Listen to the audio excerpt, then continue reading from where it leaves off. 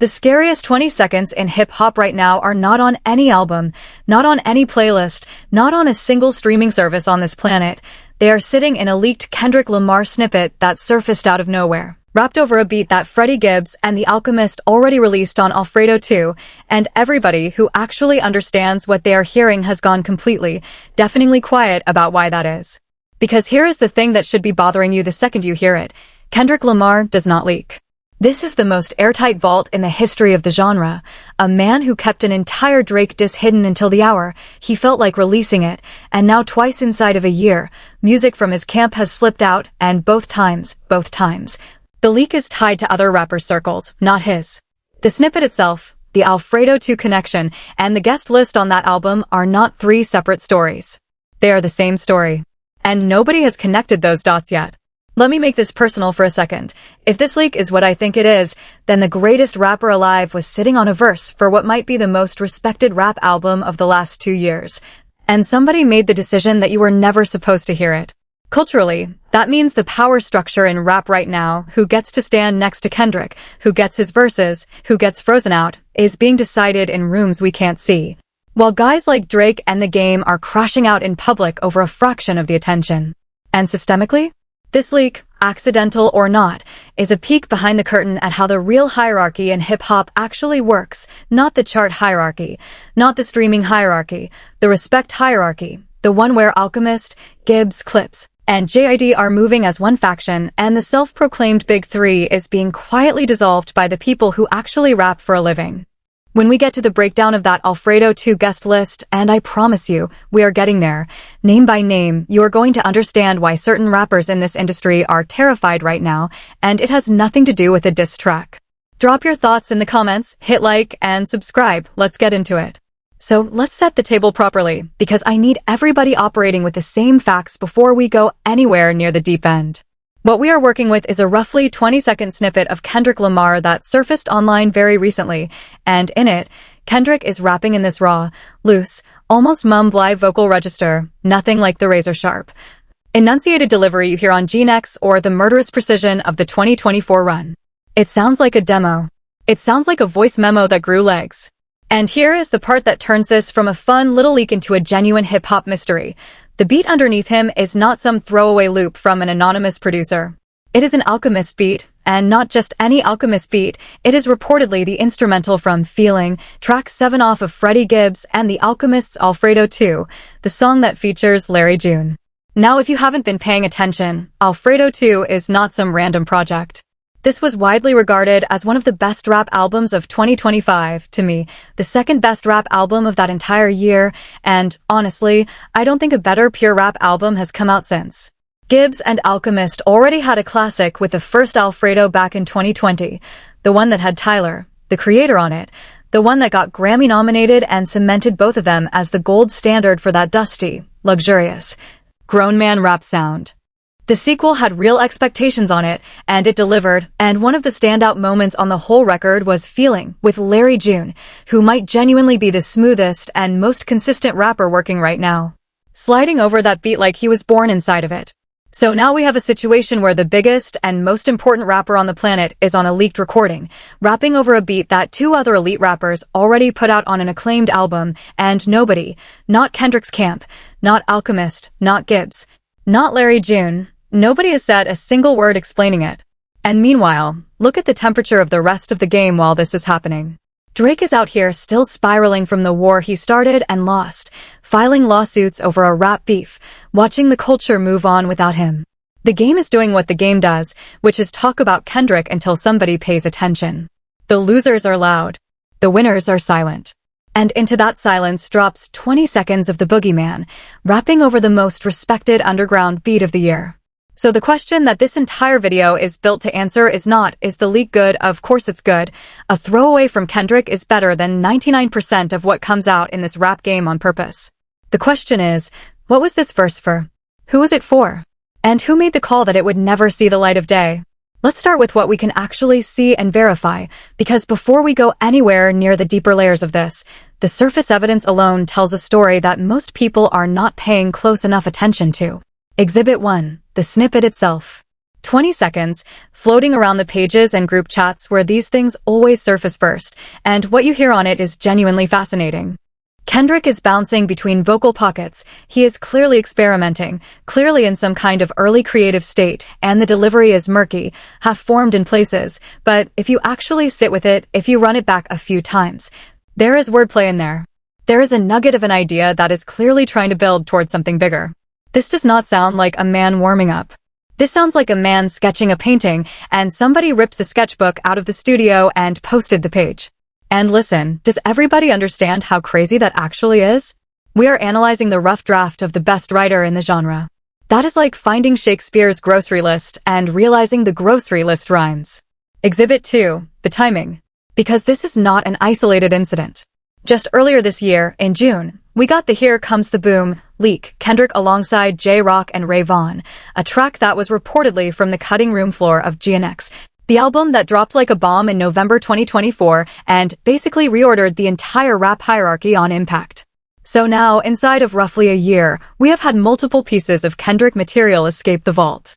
Exhibit 3, and this is where I need you to really pay attention. Both leaks share one specific trait that nobody wants to say out loud. Every single one of them is a collaboration. Here Comes the Boom had 2 other rappers on it. This new snippet is over a beat that Freddie Gibbs and Larry June already claimed. When Kendrick records by himself, nothing leaks. When Kendrick records with other people, things leak. That is not a coincidence, that is a pattern, and I am going to put a pin in it because it becomes the entire third act of this video. Exhibit 4, the Kendrick and Alchemist paper trail, which is long, documented, and frankly one of the most quietly important creative relationships in modern rap. Alchemist produced Fear off of Damn. He produced We Cry Together off of Mr.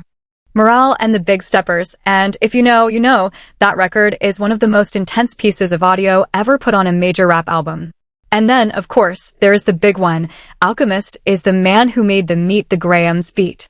He has talked about it publicly. He sent Kendrick that beat a long time before any of us heard it. It sat in the stash, and then in May of 2024 Kendrick pulled it out of the vault and used it to deliver arguably the most shocking, scathing, genuinely unsettling diss track in the history of the genre. A gospel record, as Alchemist described it, turned into a funeral. So when I tell you that a new Kendrick vocal on an Alchemist beat just leaked, understand the weight of that combination. Every single time these two have connected, the result has been either a classic or a crime scene. Sometimes both. And oh, do I have more for you, because everything I just laid out is the part of the iceberg you can see from the boat. What is sitting underneath it is the part that is going to make a certain fanbase extremely uncomfortable and, honestly, good. I can already hear the Drake stans warming up their thumbs to tell me a leaked demo doesn't mean anything, and you are right. It doesn't mean anything, unless you understand whose studio it was recorded near, whose album it was probably meant for, and why every rapper in that circle has been moving like they know something you don't. Stay exactly where you are, because the cultural layer of this is where it stops being a music story and starts being a power story. Now let's talk about the circle, because the circle is the story. Look at who is actually on Alfredo too. Freddie Gibbs, obviously. Anderson Paak. Larry June. And JID. Now hold those names in your head for a second and let me lay out what has been happening in the culture around them, piece by piece. Piece 1. The Clipse connection. In 2025, Kendrick got on Chains and Whips with Clipse, Pusha T, and Malice, 2 of the most respected pure lyricists alive, and not only did he get on the record, he came out and performed it live with them when their tour hit Los Angeles. That is not a feature for money relationship. That is alignment. That is a man choosing, publicly, on stage, whose flag he stands under. Piece 2. Freddie Gibbs is on very good terms with Clipse. JD is on very good terms with Clipse. JD was reportedly at that same LA show where Kendrick came out, and whether or not they interacted, they are breathing the same air, moving through the same rooms, orbiting the same gravitational center. Piece 3. JID and J. Cole do not seem that cool anymore, and if you have been watching closely, JID has been steadily aligning himself with this tier of rapper, the mainstream but not super mainstream elite spitters, the Gibbses and the Griselda-adjacent crowd, rather than the Dreamville people he ran alongside for years. That is a man repicking his side, quietly, in real time. And Piece 4, the one that ties it all together. Everybody in this circle, Gibbs, Alchemist, Clipse, JD, Larry June, Anderson Paak, every single one of them is a rapper's rapper. Nobody in this group has ever needed a playlist to validate them. Nobody in this group has ever sued over a rap battle. And Kendrick, by every observable public action he has taken since 2024, has been systematically replanting his flag with exactly these people. Now, I want to be fair here and acknowledge the counterargument, because I know it's coming. Kendrick has collaborated with everybody over his career. He has done pop records. He has done features across every lane. So how can you say he is choosing a side? And the answer is because the collaborations are not random anymore. Since the war, every single Kendrick appearance has had a message embedded in it. SZA, the tour, the Super Bowl, the Clipse feature, the Playboi Carti album placement, every move has been surgical. This is a man who understands that in 2026, your guest list is your political platform. Where you appear tells the culture who you consider a peer. And Kendrick has been telling us over and over, without saying a word, that he does not view Drake and J. Cole as his equals the way the mainstream narrative insists on framing it. He views these guys, the underground kings, the grimy traditionalists, the ones who treat rapping like a craft instead of a content strategy, as his actual peer group. And I know some people are going to say I'm reading tea leaves here, but am I? Or am I just reading his itinerary? Now, and this is the part where I need everybody to lean in, because this is where we stop talking about music and start talking about how this business actually works. Forget the snippet for a second. Forget the bars.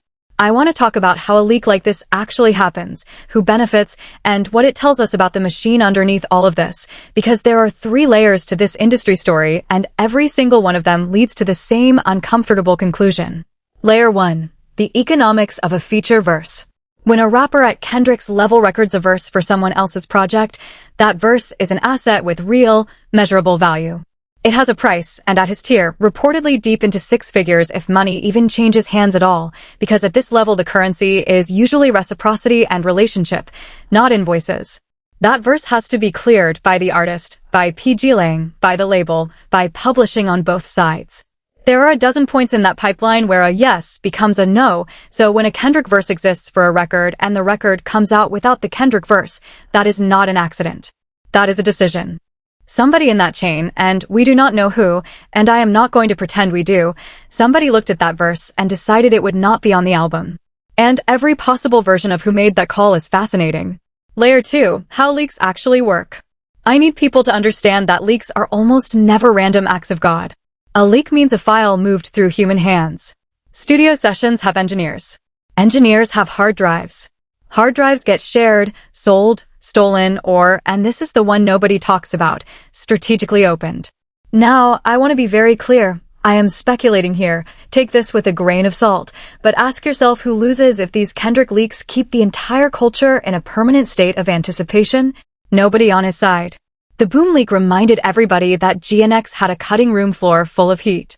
This Alchemist beat snippet reminds everybody that Kendrick is still recording, still sharp, still looming. Meanwhile, and this is the part that is genuinely hilarious if you step back and look at it, the other side of the war has to pay for their headlines. Drake is reportedly spending his energy on legal filings and label drama to stay in the conversation. The game is doing interviews about Kendrick because interviews about Kendrick are the only interviews anybody wants from the game. One side manufactures noise. The other side has 20-second accidents that shut the internet down. That is not a rivalry anymore. That is a natural disaster versus a noise complaint. Layer 3, and this is the deepest one, the one that reframes everything. What we are watching is the formal reorganization of hip-hop's ruling class. For a decade, the entire industry, labels, media, streaming playlists, award shows, was organized around one manufactured framework, the Big Three. Drake, Kendrick, Cole. It was a beautiful arrangement for the business because it kept the most valuable genre in music consolidated under 3 brands the machine could control, market, and rotate. And then Kendrick detonated it. Like That was not a verse, it was a secession. Not Like Us was not a song, it was a referendum. And J. Cole, to his credit or his shame depending on how you see it, read the room and withdrew from the whole thing. What has happened since is that the respect economy of hip-hop, the thing that actually determines who gets the best beats, the best features, the best rooms, has been quietly transferred. Alchemist is not sending his best beats to the people the charts say are on top. He is sending them to Gibbs, to Clipse's circle, to the traditionalists, and apparently, at some point, he sent one to Kendrick. The charts still belong to the old structure. But the craft, the respect, the actual crown? It moved. And it moved without a press release, without a headline, without a single executive approving it. Does everybody understand what that means? The people who make the music decided who the king is, and they did it while the industry was still counting first-week numbers. That is the system underneath this 20-second snippet. That is why this leak matters and the 1,000 other leaks this year didn't. And now here is the truth bomb. The thing this entire video has been building toward, the conclusion that the evidence leaves you no honest way around, the most logical reading of all of this, and I want to be precise with my language, because this is my analysis of the evidence, not a confirmed report, is that Kendrick Lamar recorded a verse for Alfredo too, and that verse did not make the album. Sit with that. Not that Kendrick couldn't get on the album. Not that he was chasing a placement. The hottest rapper on the planet, the man who just spent 2 years dismantling the biggest artist of the streaming era, winning the Super Bowl stage, and watching his diss track become a cultural anthem, that man gave a verse to Freddie Gibbs and The Alchemist, the underground's royal family, and the version of the album you heard did not include it. And every possible explanation for that is a bomb in a different direction. Think through the scenarios with me. Scenario 1. The verse didn't get cleared on Kendrick's side. That would mean the machinery around the biggest rapper alive made a strategic decision that a guest spot on the most respected underground album of the year was not in the plan, which tells you there is a plan, a rollout architecture, a sequence of moves that a Gibbs feature would have disrupted. That is fascinating. Scenario 2. Gibbs and Alchemist chose the version without him. Now, on its face that sounds insane, who turns down a Kendrick verse in 2025? Except these are exactly the kind of artists who would. These are purists. These are men who sequence that album like a film. If the verse didn't serve the record, and remember, what leaked is raw, mumbly, demo state Kendrick, not the finished weapon we are used to, then leaving it off is not disrespect, it is standards. And honestly, that is the version that should scare the mainstream side of the industry the most, because it means there is now a tier of rap so principled that even the king has to make the final cut. Scenario 3. It was always just a gift. Alchemist sent the beat. Kendrick recorded on it as an exercise, a favor, a freestyle over a friend's production, and it was never destined for anything. But even that version confirms the thesis. Kendrick's creative home in 2026 is not the pop industrial complex. It is the dusty, sample-driven, respect-based underground that the charts forgot about. Whichever scenario is true, and I genuinely do not know which one is, nobody outside those rooms does. They all end at the same place. The center of gravity in hip-hop has moved. The gatekeeping is being done by the MCs now, and the people who built their careers on the old structure have no visa for the new one. Reportedly, there is more material floating around out there from this same era. If even half of what the Whisper Network suggests is sitting in these vaults actually exists, then everything we have seen from Kendrick since the war, every verse, every appearance, every leak, is the tip of a spear, not the whole weapon. And the rappers who spent the last 2 years hoping he was done? They should be very, very afraid of what done apparently looks like. And here is why, at the end of all of this, the good guy is still winning, because he is. Look at the full picture of the last 2 years. While the other side of the war was filing lawsuits, posting and deleting, spiraling on live streams, and paying for narratives that evaporated in a week, Kendrick Lamar did the most radical thing a superstar can do in the attention economy. He worked and he waited. He dropped GNX with no warning and no singles, and it still colonized the culture. He performed the biggest stage on earth on his own terms. He stood on stage with Clipse in Los Angeles and told the whole industry where his loyalty lives without saying a word. And now, even his scraps, even a 20-second, rough cut, never meant for release sketch over a friend's beat, even that is an event that has the entire rap internet doing forensic analysis at 2 in the morning. One side of this war makes music that gets memed, litigated, and explained away. The other side makes music that gets studied. While the champagne-soaked lawsuit brigade is out here trying to win the narrative in courtrooms and comment sections, the man from Compton is winning the actual war in the studio without even being outside. That is the whole story in one line, and every piece of evidence in this video points back to it. The culture course-corrected. It always does. Eventually, the gimmicks get exposed. The manufactured consensus collapses under its own weight, and what is left standing is whoever was actually nice with it the whole time. And what is left standing in August of 2026 is a man whose demo over a leaked Alchemist beat is more frightening to his competition than their entire release schedule. The right person is in the right position. The evidence speaks for itself. It is going to be fine. But listen, this is only the start, and I mean that very specifically, not as a vague promise. Two things are now in motion